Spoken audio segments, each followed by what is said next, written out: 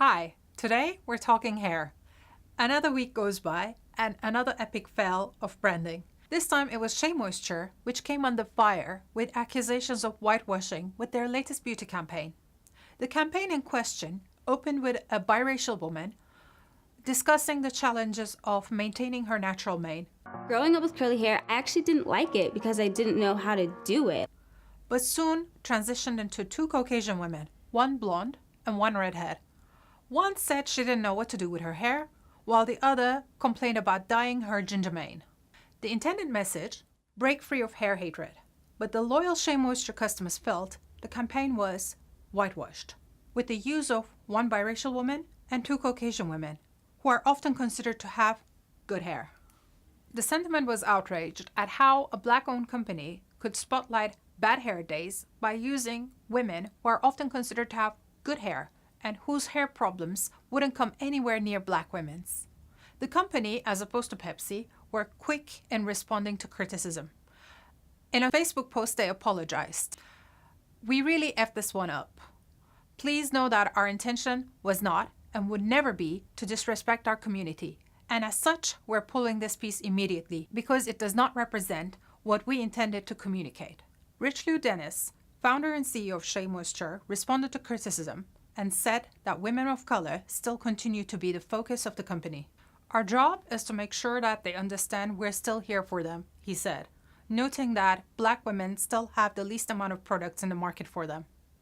All well and good, Richelieu, but are black women still there for you? And it may not be the case. Even after the company apologized, comments continued flooding in, with accusations that the company was deleting comments and blocking users off its social media, as well as calls to boycott the products. What can be forgiven with a big conglomerate like Pepsi often is not as easily forgiven when it comes to a small black-owned business. The sentiment often is, they should have known better. And in this case, they should have known better. The go-to brand for women of color for many years, Shea Moisture is rightfully eyeing up the Caucasian cash in an ever-growing and ever-competitive beauty market. However, they may do well in reading the 2013 Nielsen report, according to which black women spend $7.5 billion a year, shelling out 80% more on cosmetics and twice as much on skin products as their non-black counterparts. While majority of Shea Moisture products are still made with women of color in mind, according to a CNN Money report, over 30 products launched over the last 18 months were aimed at thick to curly natural hair.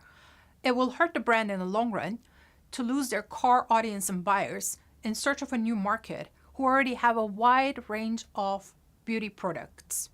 While I don't begrudge the brand their efforts to break into a new market, I do question the thinking behind this campaign, almost as much as I wanted to be a fly on the wall in that marketing brainstorming meeting for that Pepsi ad. The truth is, while black women may feel they have monopoly over hair hatred or bad hair days, universally as women, we all have issues with our hair.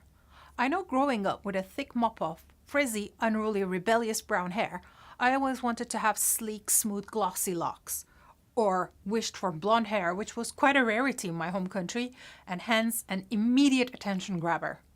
It's only in recent years I realized that those with fine strands of hair often want a full mane, and those of us with poker straight hair often crave for voluminous curls. Whether you're black, white, Puerto Rican, Asian, as women, we all have bad hair days.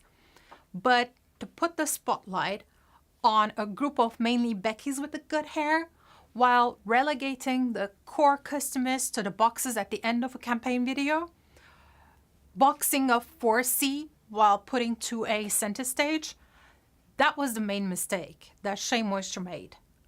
If the aim was to diversify their audience with a new campaign, it could have been done more sensitively. And as to how Shea Moisture can recover from this epic fail, they've already taken the first step by issuing a public apology, and not in installments. I'm looking at you, Pepsi. The second step should be rethinking their marketing and management team. If this is to be believed, then one of the major reasons for this epic fail is the lack of diversity at the decision-making stage. Shea Moisture should plot a comeback with a campaign that puts the original Shea Femme at its core. Also, if it is to be believed that the social media team deleted comments and blocked users, there needs to be an immediate overhaul of the strategy and the team managing the brand's social media. And a final thought for the Black customer. Perhaps it is worth directing the outrage apportioned to Shea Moisture to a multitude of Caucasian-owned companies that are all too happy to take money of Black women without a care for representation at the corporate or creative level.